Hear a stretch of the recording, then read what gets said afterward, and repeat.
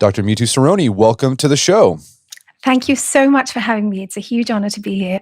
So you recently published a book called Stress Proof. It's all about managing stress or dealing with stress, which is something a lot of people say they got problems with these days. I'm curious, how did you get started down the path of researching and writing about stress?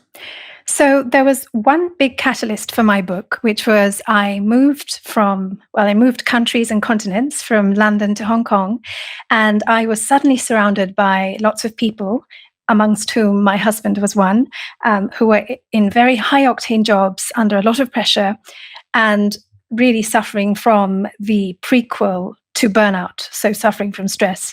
And given my background as a physician and in neuroscience, they asked me for advice. And despite all I knew, I realized I actually knew very little about stress. I knew very little about what the difference is between good stress and bad stress, why stress causes harm and what you can do about it. So I decided to sit down and go through, I had a little bit of time, so I went through every single paper I could find catalogued in the National Library of Medicine of the United States. And I went through about 1,000 and I condensed them to just under 600.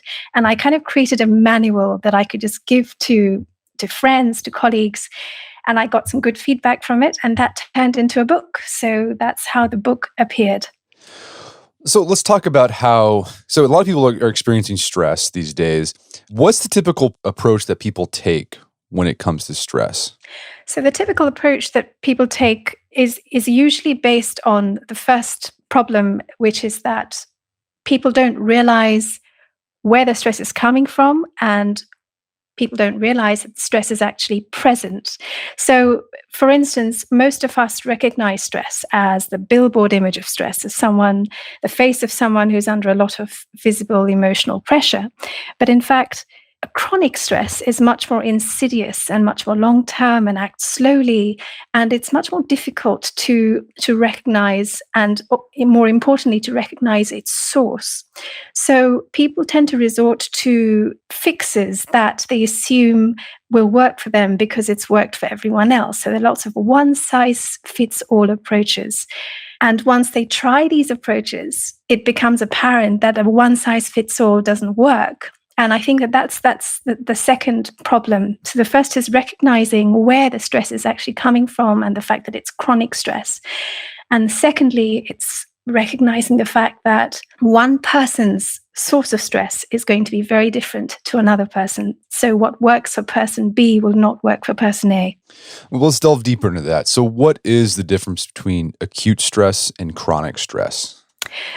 So we all know, so I've heard some of your brilliant podcast episodes before. Like you, I'm a huge admirer of Stoic philosophy, where a little bit of acute stress or a little bit of pressure actually does us good. So I was always familiar with that when I entered into my research into stress. And the real gray line that is now starting to become clearer is where the distinction actually lies between stress being good in short bouts and stress turning bad or causing damage in longer bouts. So if you just imagine, first of all, it's taking a step back of what stress actually is, what actually causes stress.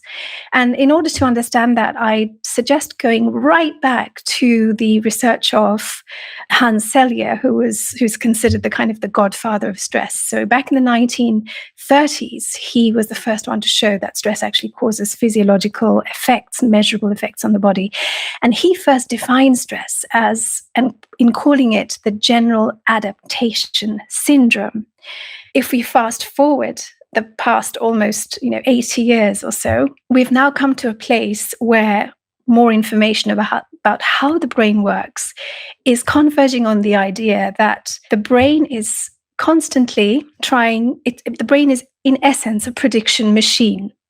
And it's trying to create a model of the universe, and it's trying to use Bayesian confirmations. So it's trying to create the model, create a hypothesis, make a prediction, and then confirm that its prediction is true. So it's trying to constantly predict the universe, the environment around us, and update its model. With every single moment of passing time, the brain encounters change.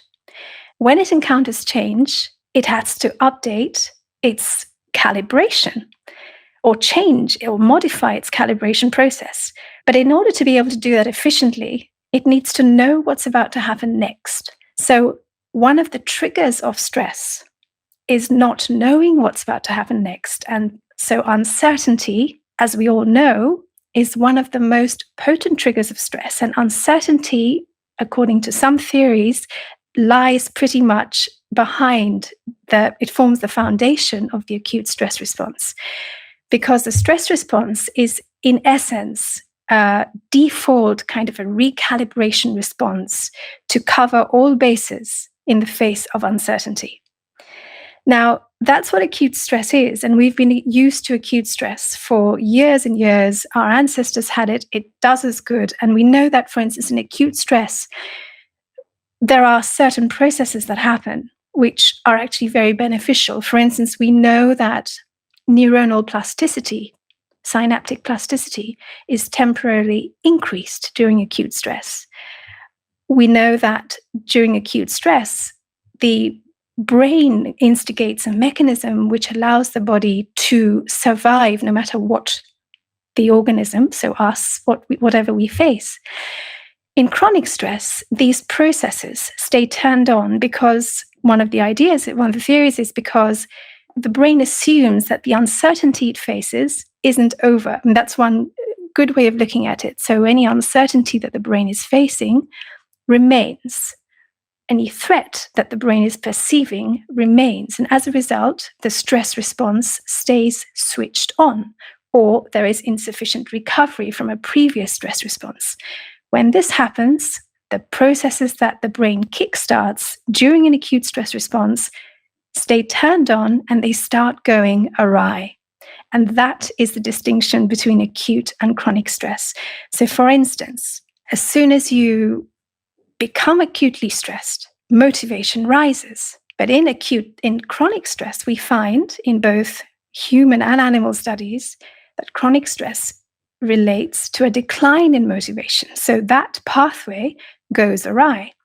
Acute stress increases plasticity in certain parts of the brain, but we know that the effect of glucocorticoids, so the stress hormones that our body produces, becomes different.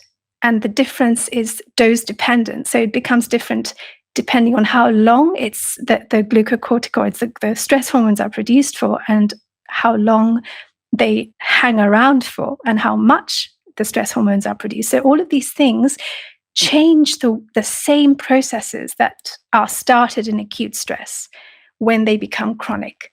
And when they become chronic, they start causing harm. That was very useful, and I'd like to delve deeper and more into how our brain changes. So you have sections in the book where you thoroughly explain like what happens to the brain, for example, when you experience acute stress, but then how the brain changes once you experience chronic stress, and how those changes in the brain can actually increase the chances you'll become more stressed out whenever you experience stress again. So what parts of our brain changes whenever we experience chronic stress that makes us less resilient to stress? So one way of thinking about it is stress is not a disease process. Stress is a state of the brain. And that's a really important distinction, because the brain is constantly adapting to whatever is asked of it. And when the brain faces acute stress, it goes into a certain functional configuration. So, for instance, your alertness, your arousal is increased. Your emotional volatility is increased. Your ability to focus on one single thing generally is reduced. You become more attentive to everything. So these are things that are the temporary changes associated with acute stress. Now, because the brain is so plastic and it's so intelligent, and that intelligence has allowed us to survive until today, the plasticity allows the brain to change itself for maximal efficiency.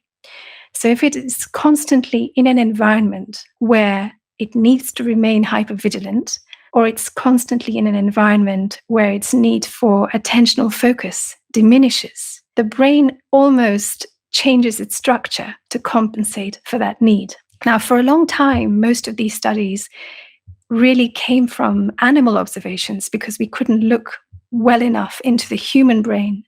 But actually, for the first time in history, a study published from the Karolinska Institute in January 2017, so just 2 years ago, just over 2 years ago, showed that chronic work stress exposure, so occupational stress exposure, actually causes thinning in parts of the prefrontal cortex, which is the part at the front of the brain.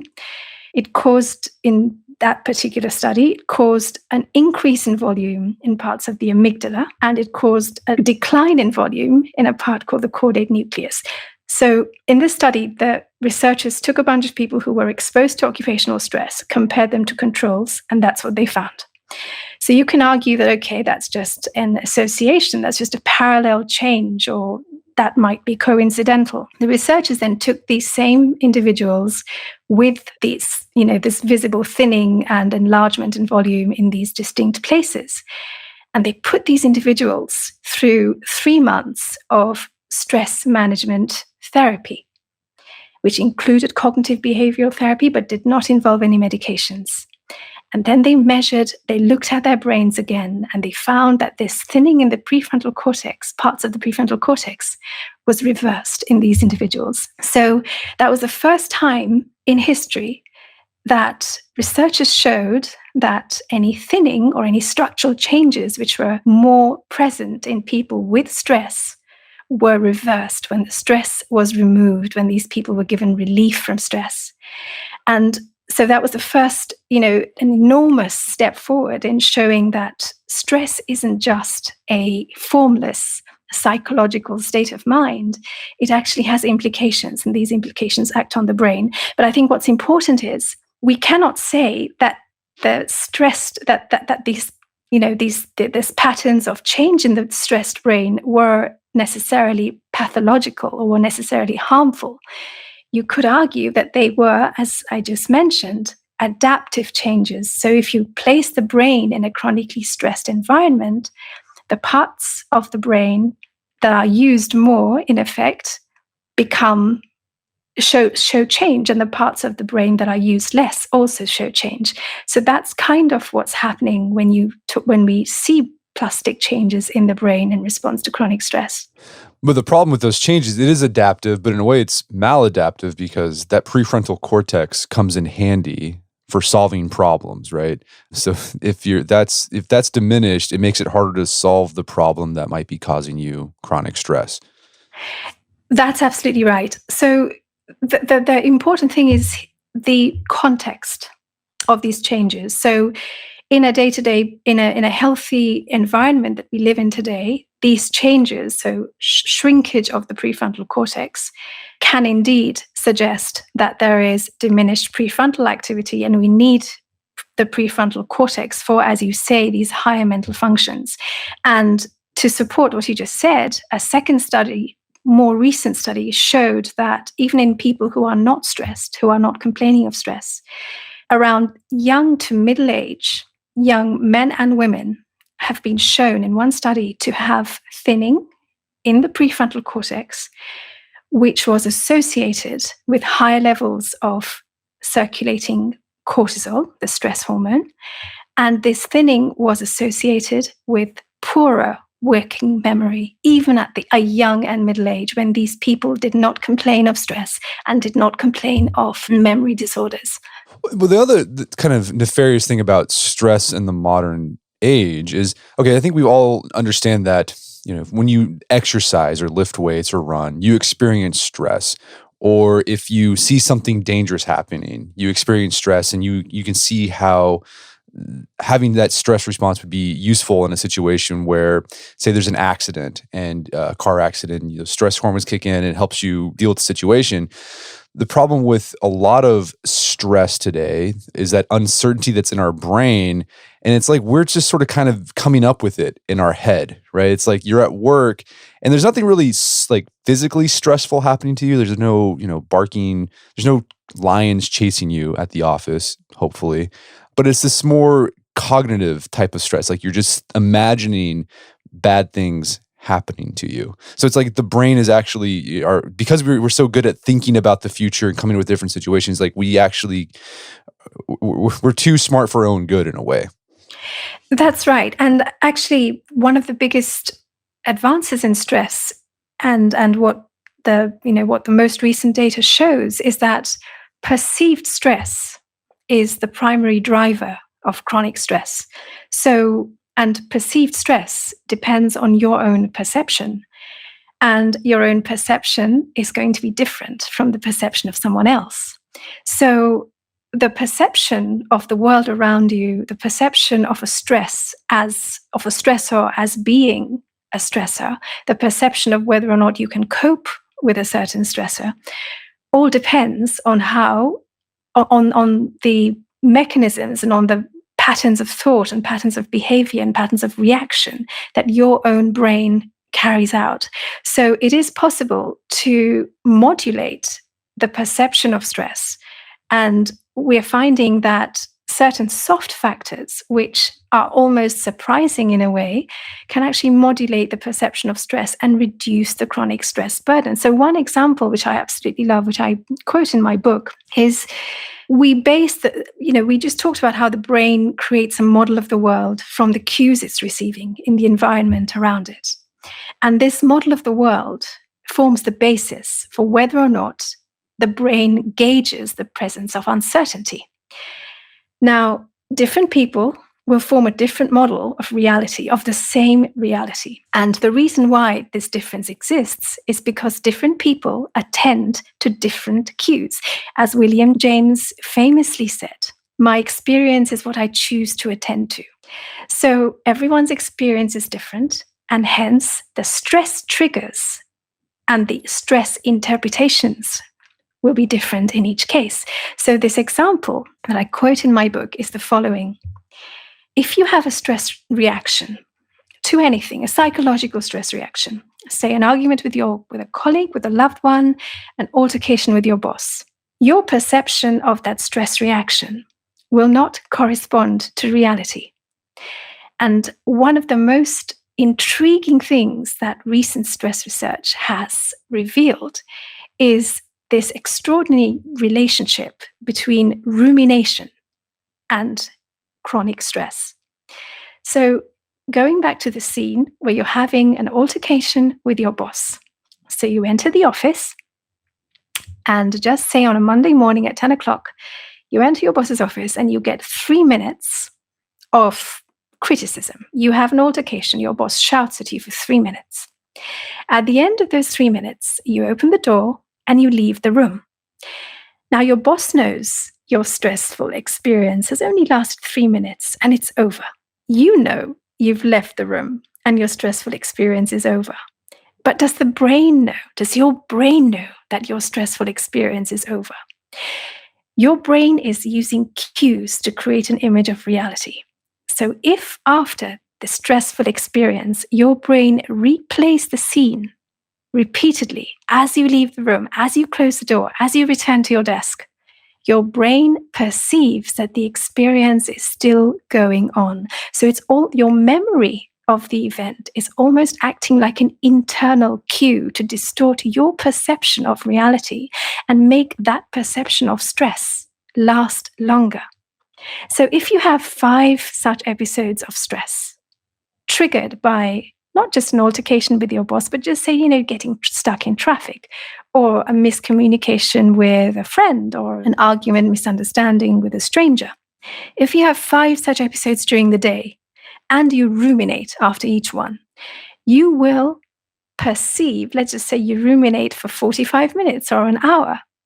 In your head, that stressful experience has suddenly expanded in size. When you come home at the end of the day, rather than having had just 15 minutes of stress, you may well imagine, your brain may well perceive that it has had 5 hours of stress during the day. And this habit of dwelling on something is a very interesting one because it has such a simple solution. So the moment you're out of a stressful situation, if you do something as simple as distracting yourself so completely that your mind doesn't wander, so ideally in an immersive activity, that alone will rapidly bring down your stress response. And treating rumination has been shown to reduce a high blood pressure in people suffering from chronic stress-induced hypertension. So that's how powerful this tiny little habit shift is. And it's even more powerful because it shows you that at times of stress, you can't tell your mind what to think, but you can tell it what to do. So manipulating your thoughts through your behavior changes your perception of the environment and hence can impact your chronic stress burden. All right, there's a lot to unpack there. All right, but for now, let's talk about some of the 7 stress agents you highlight in your book. The first one you talk about is that our brain goes on emotional high alert when we get stressed, and that can cause us to overreact to things and make the problem worse. So what are some things that we can do, some research-backed tactics to mitigate that state of emotional sensitivity we experience whenever we get stressed? So I talk about the 7 agents of stress, as you say, and the 7 agents of stress are really the 7 things that the brain, 7 processes that the brain kicks off as soon as we become acutely stressed. And there are actually more than 7, but these 7 have been most studied. So my first one is generalized arousal, including emotional reactivity. And emotional reactivity is a very interesting element of stress because as soon as we become acutely stressed, we become emotionally reactive.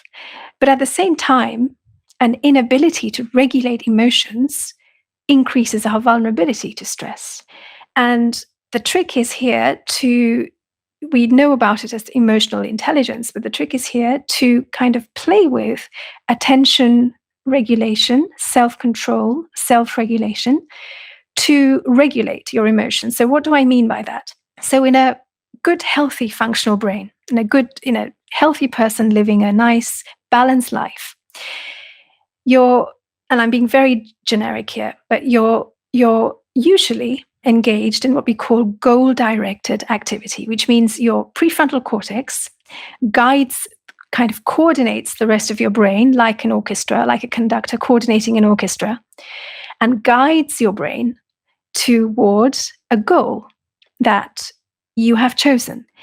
And when your prefrontal cortex is in that goal-directed mode, different parts of your brain, different departments of your brain are upregulated and different departments of your brain are downregulated.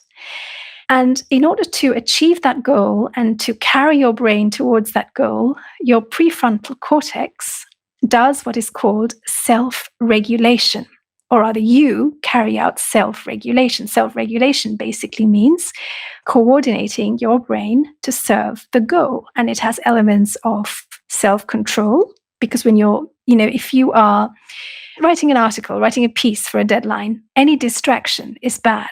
So every time you have loud noise behind you, or you're tempted to go for a walk or to just go out and do something that's better than writing whatever you're writing, those temptations, those distractions are muted by a prefrontal cortex when it is carrying out good self-regulation.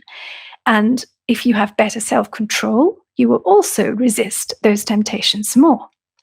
Similarly, when you are working towards a goal, your emotions need to be regulated. You don't want to pay heed to any emotions that are not relevant to you or don't serve your purpose at that moment. And your prefrontal cortex, along with other regions, so it's not just a single kind of, this is a very reductionist kind of way in which I'm describing it. It's actually a much more coordinated process. But your prefrontal cortex sits at its center in this regard. So your prefrontal cortex regulates your emotional reactivity and regulates your emotional appraisal of things so that your emotions don't react inappropriately while you're serving that goal. Now, because self-control forms part of that self-regulation, it's logical that improving your self-control can improve your emotion regulation. And there are studies that confirm this. The area of research is still very early, but it is progressing. So there are a few studies, for instance, that show that attentional control training that increases self-control will also help mute kind of distracting emotional thoughts. There are also studies on using neurofeedback techniques, where you learn to mute your emotional reactivity by reducing your overall arousal, by using breathing techniques, by using other kind of physical techniques to keep your brain in a state of good self-regulation so your emotions don't surface. So self-control training, attentional control training, neurofeedback training, and within that I also mentioned yoga, which can be used kind of as a tool of neurofeedback involving self-control. All of these things improve your state of self-regulation and hence harness any inappropriate emotional reactivity.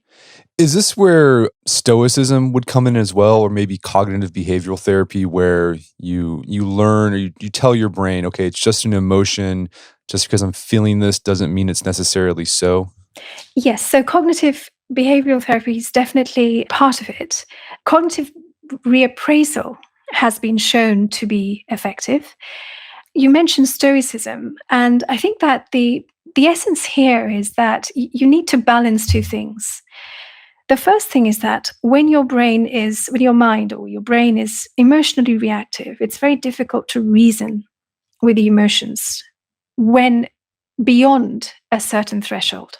So very early on in the process, so when your brain is becoming more and more aroused or alert, and it's just about to descend into stress, if you tackle that, your brain, when it's at that point, when your arousal levels, your alertness levels are really, really high, but you haven't quite kicked off your hormonal response to stress. If you tackle it at that point, you can kind of reason with your brain and draw back. You can have greater control over your stress reactivity and draw back. But once it goes over the hill and it descends into a stress response, it's difficult to use logic with your brain. And at that point, you have to use things which target the nerve network that's responsible for your stress reaction, so your autonomic nervous system. Because targeting the nerve network doesn't involve you having to reason with your mind. So in the middle of a stress reaction, you can't reason. So you have to use different techniques. And what would those techniques be? So one of the really interesting areas here is we know that in order to stem a stress reaction, so we know that chronic stress relates to perceived stress, and perceived stress relates to things like rumination, things like how quickly you recover after each stress response. Now we know that increasing the gradient, so making your stress response shorter, recovering your normal functioning state of your autonomic nervous system. All of these things reduce the burden of that particular stress episode. So they reduce the perception of stress during that time. So things that target autonomic flexibility or things that improve autonomic flexibility have a role to play in mitigating your stress response. So one study I can think of straight away that I think I've quoted also in my book is, even a single bout of something that trains your autonomic reactivity. So for instance, we know that certain types of yoga done in very certain ways can train your autonomic reactivity. But it doesn't just have to be yoga by extension. It can, in theory, be anything else that trains your autonomic reactivity. One session of yoga reduces the impact of a psychosocial stress response immediately after the yoga session. So in the study I'm talking about, this is actually a recent study, some researchers just gave a bunch of people a lesson on yoga through a video. And immediately after that, the volunteers were subjected to psychological stress. They measured cortisol and they measured markers of the autonomic nervous system, the nerve network involved in stress, throughout the stress response and afterwards. And they found that compared to the control condition, yoga reduced stress reactivity and it increased recovery after stress. So in very general terms, what this means is that anything that improves your autonomic reactivity, improves flexibility of your autonomic nervous system, will enable you to recover faster from stress in the situation where you can't reason with yourself to recover. So you need your autonomic nervous system to stay flexible at all times. So improving flexibility is key to stress recovery. And I'm going to bring something else in here, which is very interesting. The stress response really has two parts. It has the nerve part, which is the autonomic nervous system, and it has the hormonal part, which we abbreviate to the HPA axis. Now, we all use cortisol as a marker of stress. We call it the stress hormone, and we think that lots of cortisol equates to lots of stress. But actually, there is a dissociation because you can have too much cortisol or too little cortisol. What many of the stress studies have ignored for a long time is that your autonomic nerve network is key, not just in your stress reactivity, but also in your well-being. And in people who suffer from chronic stress, the flexibility of your autonomic nervous system becomes limited. It becomes smaller. So people with chronic stress don't show the autonomic nerve response to acute stress as much as they should. And again, it's not necessarily the absolute state of your hormones and of your nerve network that's contributing to chronic stress. It's the flexibility of it. So things that improve the flexibility will help that. So besides yoga, you talk about in your book that breathing techniques can help improve that flexibility too. So I want to go back to that idea you mentioned earlier about rumination, because that's a part of that. So we might experience a stressful situation with our boss. It only lasted 3 minutes, but the thing that can amplify the effect of the stress is us thinking about it over and over again. Like our mind can't differentiate between like something actually happening to you and like just you thinking about it in your head. And you mentioned you can distract yourself from that using different tactics. How can you distract yourself from ruminating so you don't experience that stress over and over again? So you need to have an activity that is so interesting and so engaging that your mind does not have the chance to wander. That's the key. So that activity can be anything. It can be playing a game on your phone. There are studies that show Tetris has this effect. So I mentioned Tetris, for instance, in the book, but it doesn't have to be Tetris. It can be any activity or game that engages you to the extent that your mind can't wander. Because if your mind can't wander, it can't replay the scene. And if it can't replay the scene, you can't imagine the scene is happening. Gotcha. So, I mean, I think that so it's a distraction. I think that's why some people, when they get stressed out, they do unhealthy things like they shop or they eat or do things like that because it's a distraction. But playing Tetris, that's not going to hurt your waistline or your pocketbook. That's right. I mean, one of the problems with stress, with what we do immediately following stress, which kind of leads into some of its negative maladaptive consequences, is we deal with stress in inappropriate ways. And having strategies out there that you can resort to, or having backup strategies on your phone, is a very helpful way of preventing you from resorting to distraction techniques through inappropriate ways. So another example, for instance, is alcohol. Many people use alcohol to unwind after stress. And there is, this is again a very maladaptive practice, because not only does excessive alcohol use harm the very same parts of the brain that you need to stay well to maintain a healthy stress reactivity, but chronic stress kind of acts in synergy with alcohol to cause cognitive damage. So alcohol is one way people try to relax from stress, but again, playing Tetris is far safer. So you mentioned hormones, and we think cortisol is bad, but it's useful. There's a purpose there, but too much of it can be a bad thing. And so it's not so much the stress hormone itself that's a problem. It's an imbalance of these stress hormones. So are there things we can do if we are experiencing chronic stress or even acute stress so that those hormones they help us more than they hurt us, I guess is what I'm trying to ask. Cortisol is actually very, very interesting because, we as you say, we associate cortisol as being bad. So we say, oh, this raises our cortisol, so it's a bad thing. Or stress we measure stress using cortisol, and hence cortisol is a bad thing. But actually, cortisol has got a very interesting effect, because cortisol, as anyone with asthma or with eczema will know, cortisol actually has an anti-inflammatory effect. Cortisol is, we don't know why we have evolved to have the stress response that we have, but one theory is that cortisol is produced at the end or towards the second half of the stress response.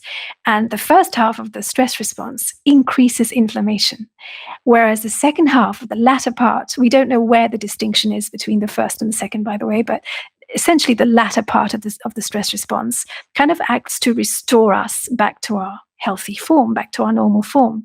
And so cortisol actually has an anti-inflammatory effect in short bursts. But what's so interesting with cortisol, and actually with pretty much all the hormones involved in the stress reaction, as you say, is that in all of these cases, the dose makes the poison. So while short, sweet bursts of cortisol can have an anti-inflammatory effect, excessive amounts of cortisol increases inflammation.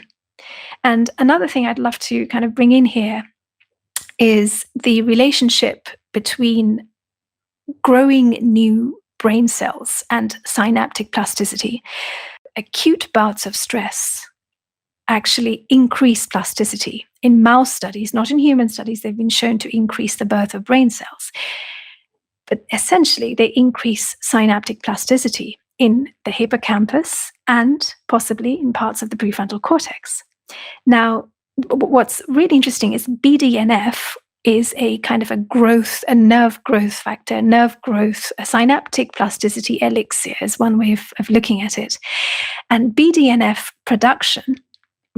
is produced during acute stress, and BDNF production actually correlates with cortisol. So if you have a really big bout of cortisol released during acute stress, it corresponds to a good amount of BDNF production as well. But the cortisol has to decline very fast for the BDNF effect to be at its peak. As regards to what we can do to reduce cortisol, well, the idea isn't necessarily to reduce cortisol, but it's to cut short its production after stress. In fact, we want to produce good amounts of cortisol during a stress reaction, and chronic stress is associated in some cases with less cortisol production during the acute stress reaction. So what we want to do is cut it short. We want to produce a good amount, but we want to cut it short. And things we can do to cut it short are as follows. So one example I've given in the book is exercise. But again, like with all the other things, the dose makes the poison. So there is evidence, one study that I've quoted shows that the dose of exercise can make a difference to what it does to cortisol levels. Now, as per Nietzsche's philosophy, a little bit of stress is good for us. And we think that's kind of how exercise works. Exercise is a stressor. And little bits of exercise, or regular little bits of exercise, do us a great deal of good. Now, in the context of cortisol, we know that in the study I've quoted, they measured the intensity of exercise as per VO2 measurements, and low intensity exercise. So in that study, people who exercised at intensities at or less than 40% VO2 max, for those people, 30 minutes of exercise actually reduced circulating cortisol levels in their blood.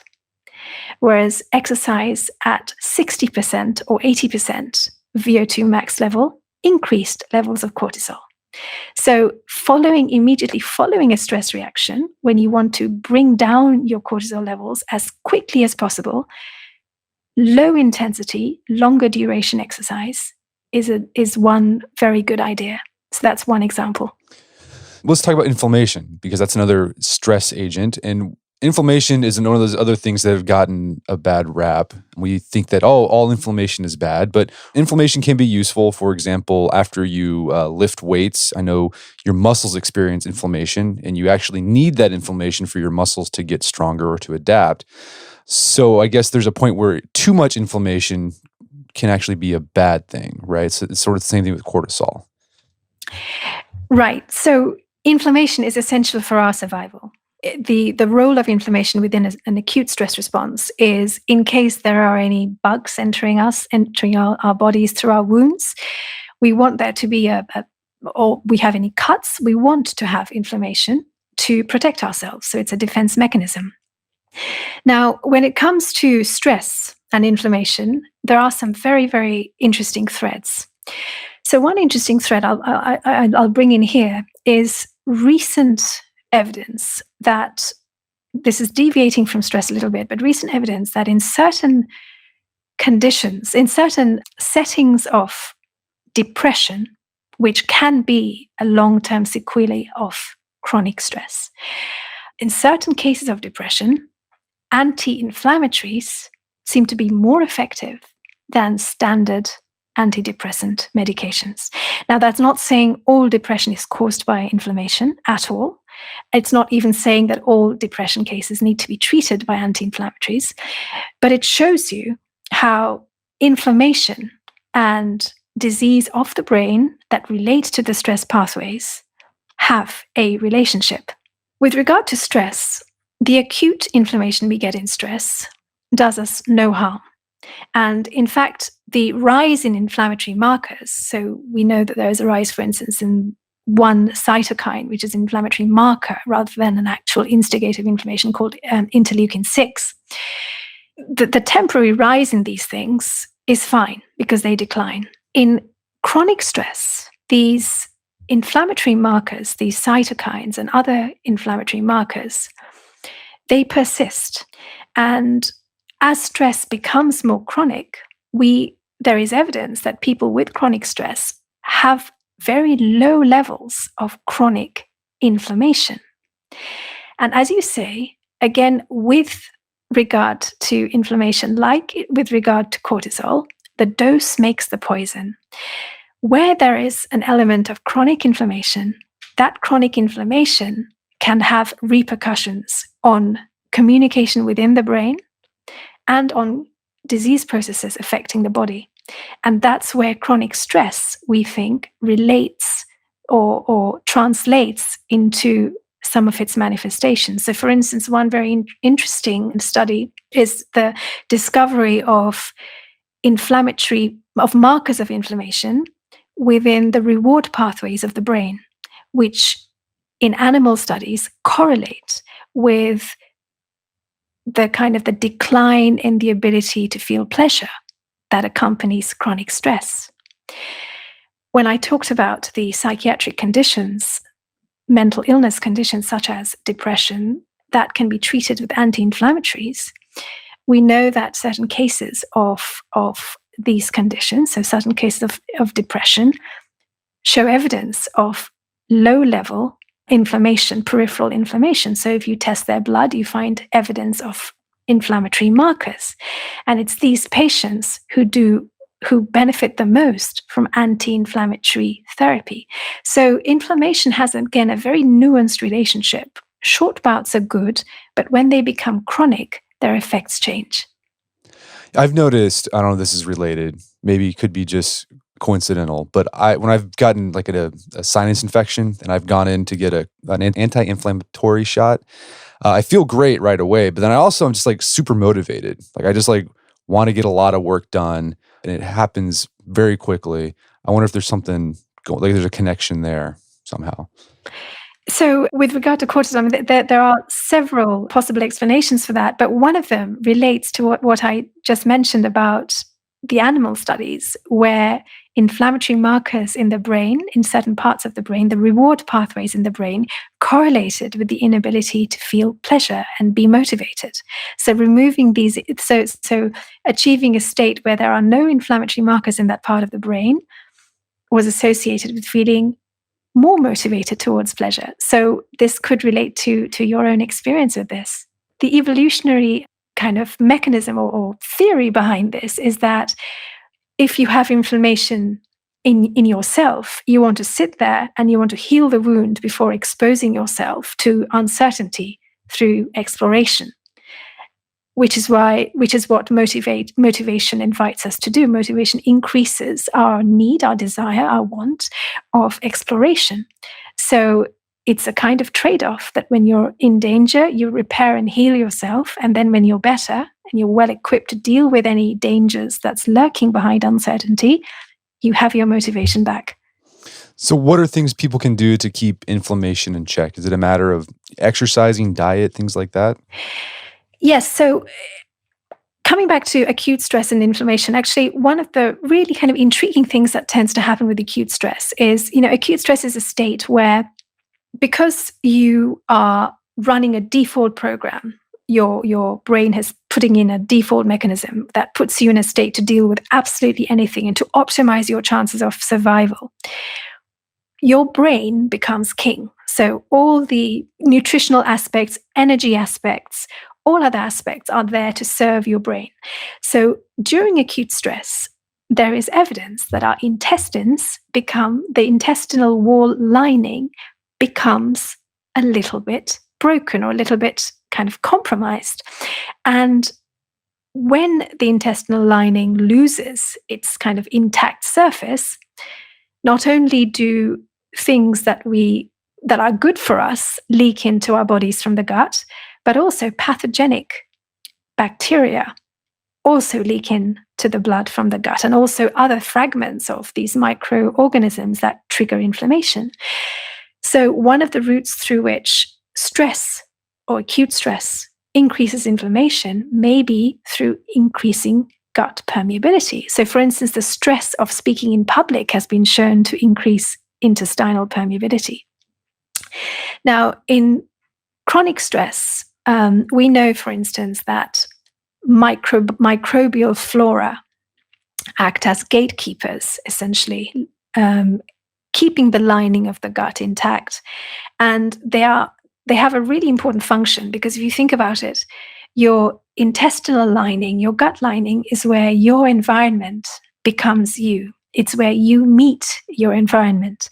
And so you have lots of things, lots of elements passing through there, which could be harmful, but they are dangerously close to your body. So you have a very large immune presence that's along your intestinal, along your digestive tract.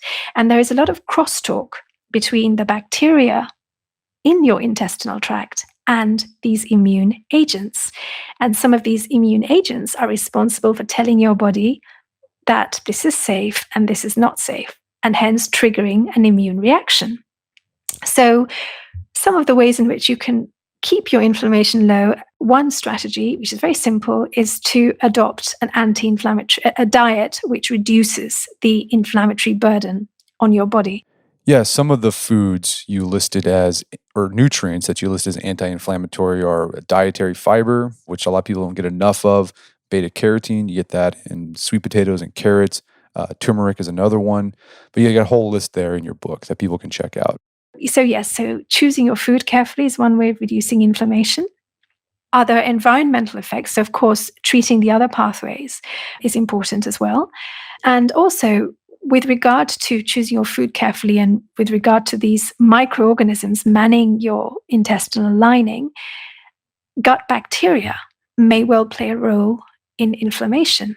So again, many of these studies are association studies. We're only just getting the kind of early prospective randomized trials on this, but there is evidence of bacteria playing a role. For instance, a study came out, I think, just a few days ago, which has shown that certain combinations of bacteria in the intestinal lining, through their crosstalk with the immune regulators that line the intestinal lining, regulate our immune response.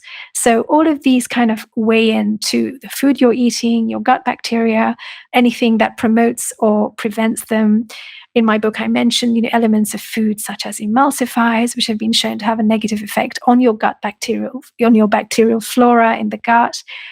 So this is one very, very potent way of reducing inflammation. Another way of reducing inflammation is, of course, recovering as quickly as possible after each stress response, so that the inflammatory state in which the stress response puts you is very, very temporary and short. All right. So eat your yogurt, get that good bacteria, get your fiber. Just eat a healthy diet, and you'll probably be got your bases covered for the most part. Right.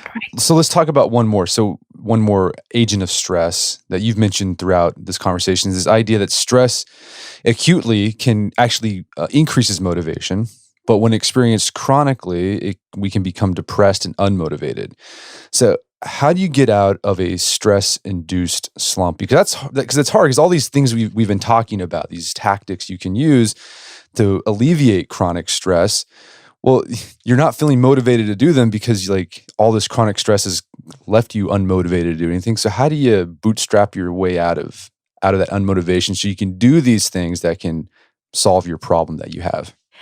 So it's very easy to stress acts as a vicious circle, because when you start feeling encumbered by stress, you start doing less and less, and you start doing different things with the time you have free.